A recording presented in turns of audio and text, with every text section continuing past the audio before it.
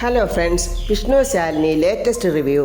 സത്യമോൾ ഇപ്പോഴും ഭയങ്കര നിർബന്ധത്തിൽ തന്നെ അച്ഛൻ വരാതെ ഭക്ഷണം കഴിക്കില്ലെന്ന്. ശാരദാമ്മ പല രീതിക്ക് കുഞ്ഞിനെ നിർബന്ധിച്ച് നോക്കിയിട്ടും സത്യമോൾ ഒരു തരത്തിലും വഴങ്ങില്ല. ഇല്ല, ഞാൻ കഴിക്കില്ല ശാരദാമ്മേ, എൻ്റെ അച്ഛൻ വരാതെ ഞാൻ ഭക്ഷണം കഴിക്കില്ല.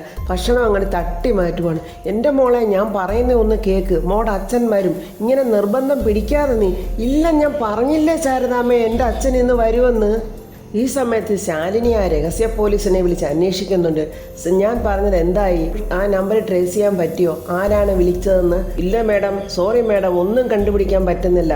മേഡത്തിൻ്റെ നമ്പറിലോട്ട് ഇങ്ങനെ വിളിച്ച് സംസാരിക്കണമെന്നുണ്ടെങ്കിൽ ആള് നിസ്സാരക്കാരല്ല, എല്ലാം വയറ്റി തെളിഞ്ഞ ഒരാളായിരിക്കും അത്.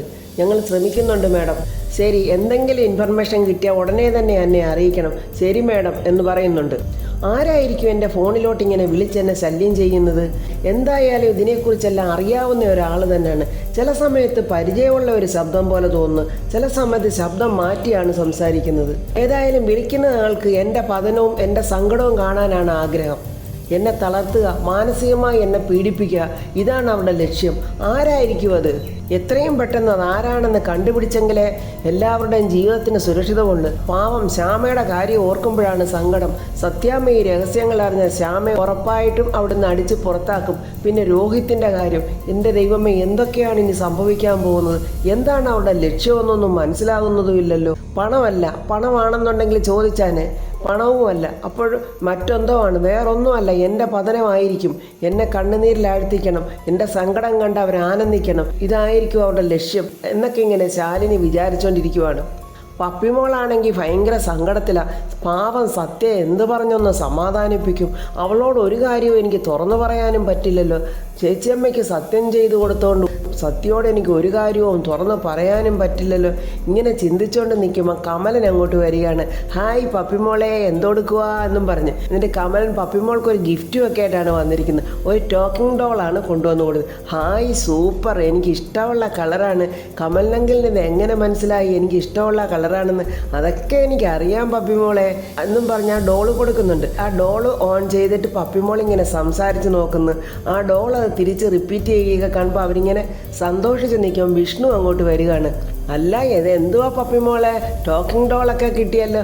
ഇതെനിക്ക് കമലനങ്കിൾ കൊണ്ട് തന്നതാ. എടാ, ഇതൊക്കെ വാങ്ങിക്കണമെങ്കിൽ നിനക്ക് എവിടുന്നോ കുറച്ച് പൈസ തടഞ്ഞ ലക്ഷണമുണ്ടല്ലോ. ഇല്ല ആശാനെ, കുറച്ച് നാൾ കൊണ്ട് എനിക്ക് പപ്പിമോക്ക് എന്തെങ്കിലും ഒന്ന് വാങ്ങിക്കൊടുക്കണമെന്ന് വലിയ ആഗ്രഹമായിരുന്നു, അതുകൊണ്ട് വാങ്ങിച്ചുകൊണ്ട് വന്നതാ.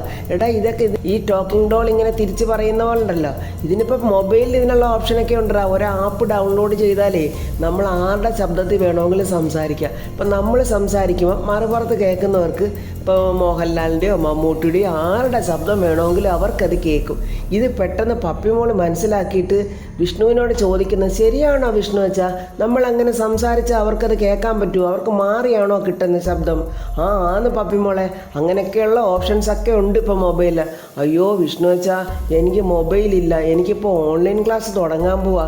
എല്ലാ കുട്ടികൾക്കും മൊബൈലുണ്ട്, എനിക്ക് മൊബൈലില്ല. അതിനെന്താ? ഞാൻ വിഷ്ണു അച്ഛനോട് പറയാനിരിക്കുമായിരുന്നു മൊബൈലിൻ്റെ കാര്യം. അതിനെന്താ?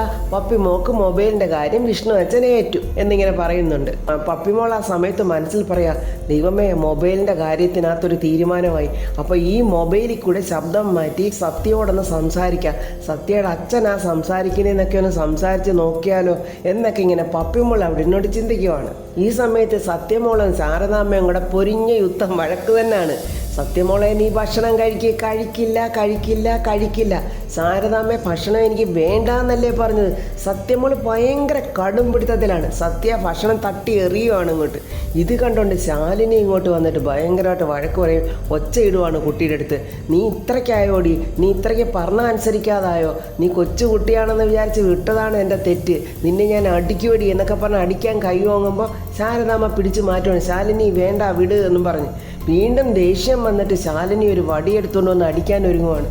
അപ്പോൾ സത്യമോൾ പിണങ്ങി പുറത്തോട്ട് പോയി നിൽക്കുവാണ്. എന്നിട്ട് ശാലിനി പോയി ഭഗവാന്റെ മുന്നിൽ നിന്ന് ഇങ്ങനെ പ്രാർത്ഥിക്കുവാണ്. ഭഗവാനെ, ഞാനിനി എന്ത് ചെയ്യും? എൻ്റെ ദുരിതങ്ങളെല്ലാം ഭഗവാനെ നീ കാണുന്നില്ലേ? ശ്യാമയുടെ മകളായിട്ട് പപ്പി വളരട്ടെ, അന്നെങ്കിൽ മാത്രമേ എൻ്റെ ശ്യാമയുടെ ജീവിതത്തിനൊരു സന്തോഷം ഉണ്ടാകത്തുള്ളൂ. ശത്രുക്കൾ ഞങ്ങളുടെ നാലുപാടുകൊണ്ട്, ഭഗവാനെ നീ തന്നെ രക്ഷിക്കണേ, എന്താണ് ഇനി ഞാൻ ചെയ്യേണ്ടത് എന്നൊക്കെ ഇങ്ങനെ കരഞ്ഞ് പ്രാർത്ഥിച്ചുകൊണ്ട് നിൽക്കുമ്പോൾ പപ്പിമോൾ അങ്ങോട്ട് വന്നിട്ടുണ്ട്. പപ്പിമോളെ ചേച്ചിയമ്മേ എന്ന് വിളിക്കുമ്പോൾ ശാലിനി പെട്ടെന്നങ്ങ് ഞെട്ടുവാണ്. അയ്യോ, ഞാൻ പ്രാർത്ഥിച്ചതും ശ്യാമയുടെ കാര്യവും പപ്പിയുടെ കാര്യമൊക്കെ പറഞ്ഞത് ഈ പപ്പിമോള് കേട്ട് കാണുമോ എന്നൊരു വെപ്രാളമായി. അയ്യോ, മോൾ എപ്പോഴാണ് വന്നത്? ഞാനിപ്പോൾ വന്നതേ ഉള്ളൂ ചേച്ചിയമ്മേ.